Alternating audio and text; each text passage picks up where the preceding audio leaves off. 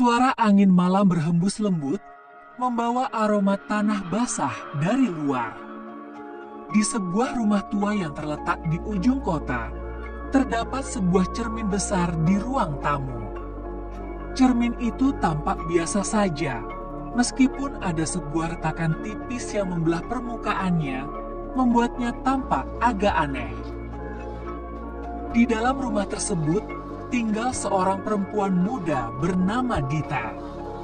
Setiap malam, setelah selesai bekerja, ia sering duduk di depan cermin itu hanya untuk menatap dirinya sendiri. Retakan di cermin itu selalu menarik perhatiannya. Dita seringkali merasa ada sesuatu yang berbeda jika ia menatap terlalu lama.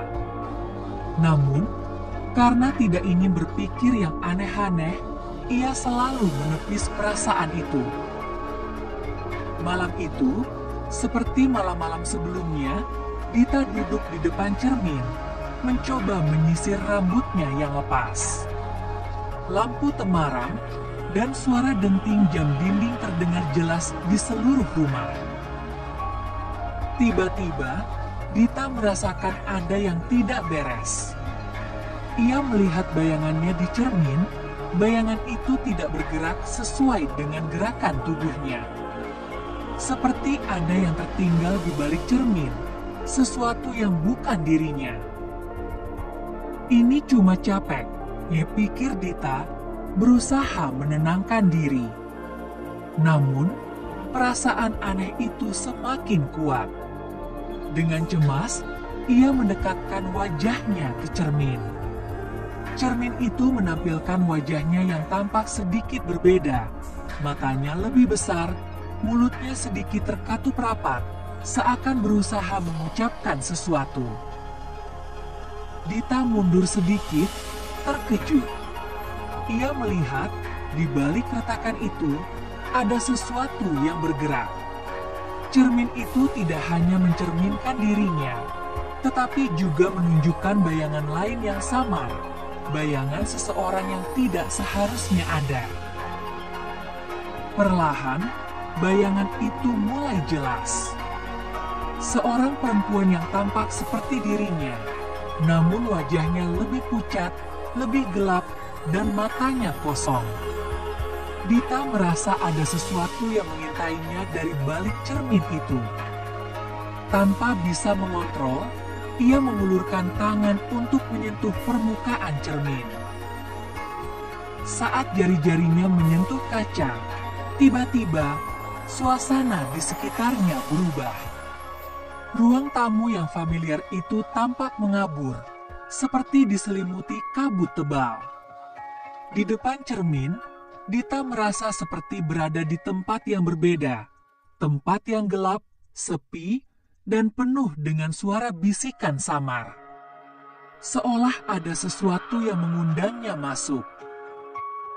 Namun, sebelum ia sempat berpikir lebih jauh, bayangan dalam cermin itu tiba-tiba berbicara dengan suara yang terdengar seperti gema. "Kamu sudah terlalu lama di sini." Dita menarik tangannya, tubuhnya gemetar. Matanya terbeliak, tidak percaya dengan apa yang baru saja ia dengar. Suasana menjadi semakin mencekam. Cermin itu mulai bergetar. Retakan yang semula kecil kini semakin meluas, seakan ingin memecah seluruh permukaan cermin.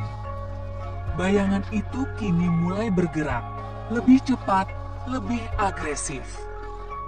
Dita merasa panik. Ia mundur, tetapi langkahnya terasa terhalang oleh sesuatu. "Keluar!" teriak Dita, mencoba menghindar, namun ia merasa seperti terjebak dalam dunia yang terkurung dalam cermin. Tiba-tiba, cermin itu pecah. Kepingan-kepingan kaca berjatuhan ke lantai, tetapi yang lebih mengerikan adalah bayangan yang terlihat setelahnya. Bayangan perempuan itu kini berdiri di depan Dita, persis seperti dirinya, hanya saja dengan senyum yang menyeramkan. Dengan mata yang penuh amarah, bayangan itu mendekat, seakan ingin mengambil tempatnya.